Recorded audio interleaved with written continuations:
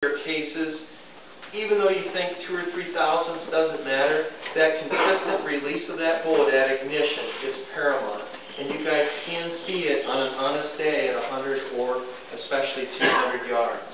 So I'd really advocate that as well. A couple other things. How many people are shooting ejectors in the room? You guys have an ejector in your rifle? One thing, time and time again, someone will come and say, you know, my gun's not shooting. I said, all right, you know, go through everything, and how much are you bumping the shoulder back? Well, I'd like to bump it back 2 thousandths. Okay? Actually, if you're really bumping that case shoulder back with a matching die, and the die's got to match your chamber or your reamer, if you don't have it matched, you're going to have a problem. But if you're bumping that shoulder back more than 1 thousandths, where the bolt handle is falling without resistance, you're almost adding headspace, you're fire forming every time, and your gun is not going to shoot. I like to move my shoulder back no more than 1 thousandths. If you've got the right full-length die that matches your chamber reamer, that should be plenty in order for you to close the bolt to where you feel just a little resistance at the bottom of the stroke.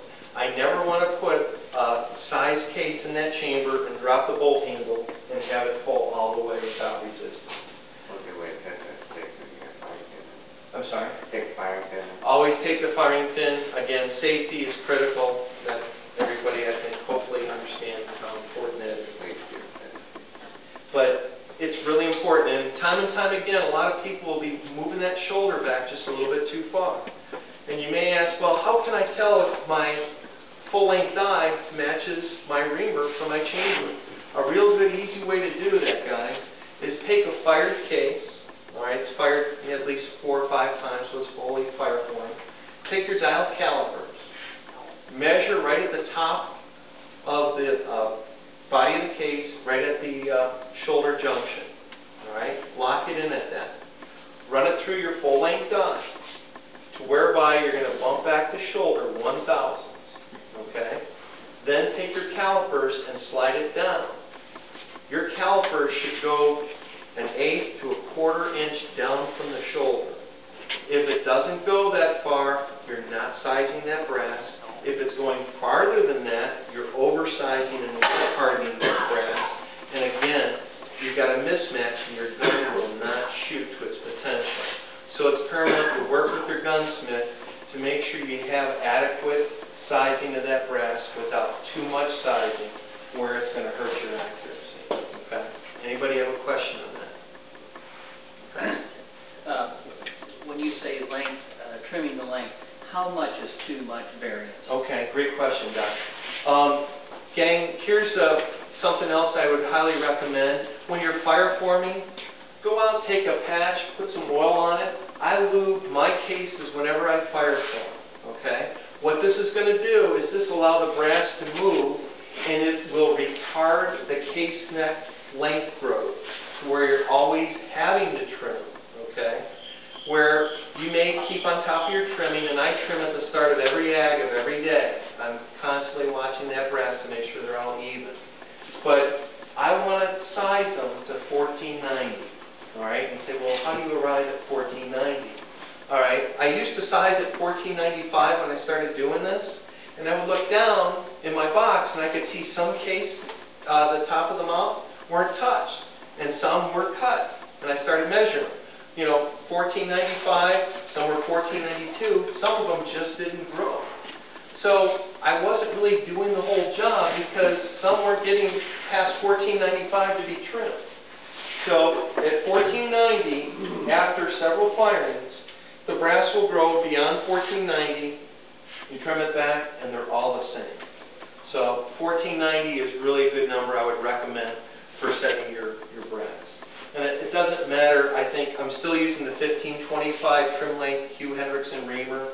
I really don't get caught up in keeping a lower trim length. I don't see a variance as far as accuracy, degradation by the trim length on my reamer. Okay? So 1490 I would recommend, and try that. It will work really well for you. The other thing too, guys, after you fire form, and please save your pistol, black powder, any kind of other powder, then proper burn rate powder and, 133 makes great fire form. Please, let's save ourselves from potential accidents. Use a moderate load, 49, 48 clicks of 133 work great. Your second firing of your brass, you have not gotten full capacity yet after your first firing during the fire form. You're probably at 80 to 90% capacity. You will not need to go to your normal load to get your gun to shoot. Because your capacity of the brass is slightly less, a lighter load actually will get your gun in tune. So just, you don't have to hammer that brass on the second firing to get the performance going. Okay? All right, anybody have any questions on brass prep? Okay, good. All right, let's talk a little bit about... Just a minute. Yeah. When you're fire forming, you want to see them all. When you're fire forming, great point. I always want to ensure that my bullet, I set it at jam length or 10 thousandths forward. You say, well, Jack, what's jam length? Everybody's got a little different idea.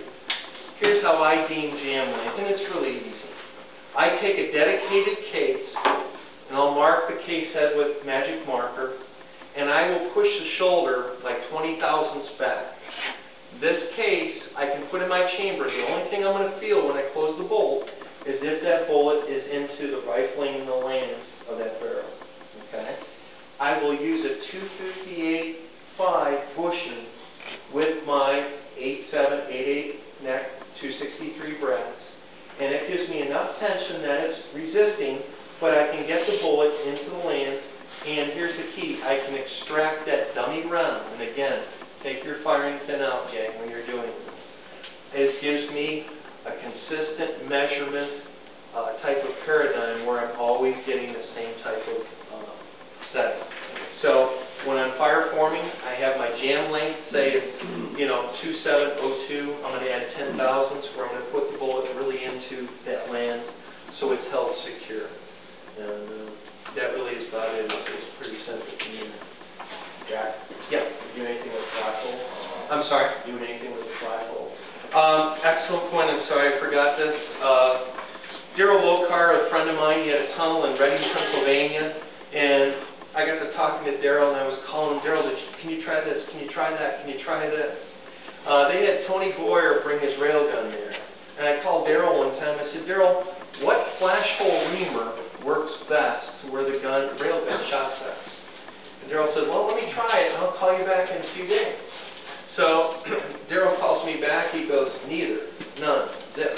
I said, what do you mean?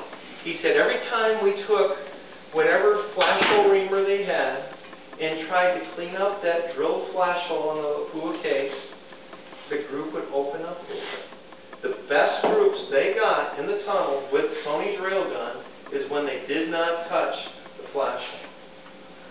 And I have not touched, ever since Daryl told me this about 4 or 5 years ago, I have not reamed the flash hole, and I've got all kinds of different reamers to get that carbon out.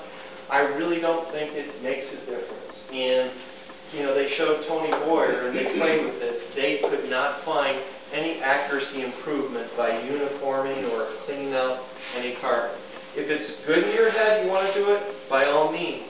For me, Lapua drilled out that flash hole to 58 thousandths, I believe.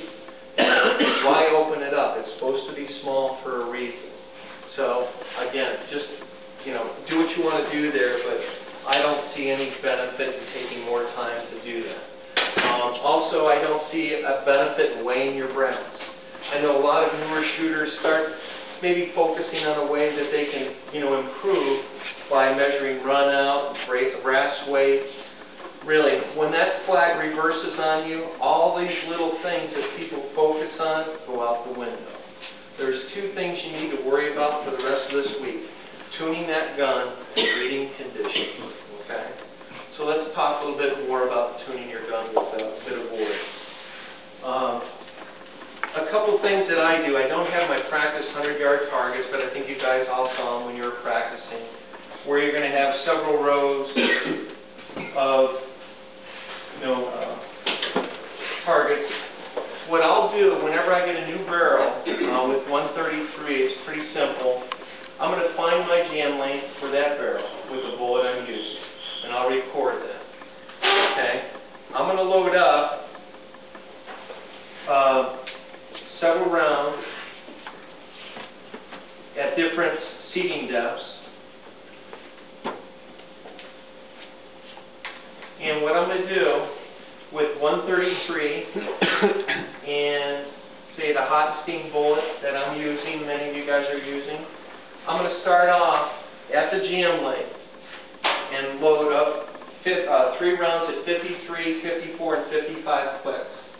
And I'm going to go out, and I'm not going to try to be real careful hitting the conditions, but I sure don't want to shoot in reverses. But I want to shoot 3 shots in a given condition within 2 hours. So from 3:30 to 5:30 tailwind, from 9 o'clock to 7 o'clock. I want a 2-hour window of angle on the flag where I give it an honest effort, but I'm not hitting that condition precisely.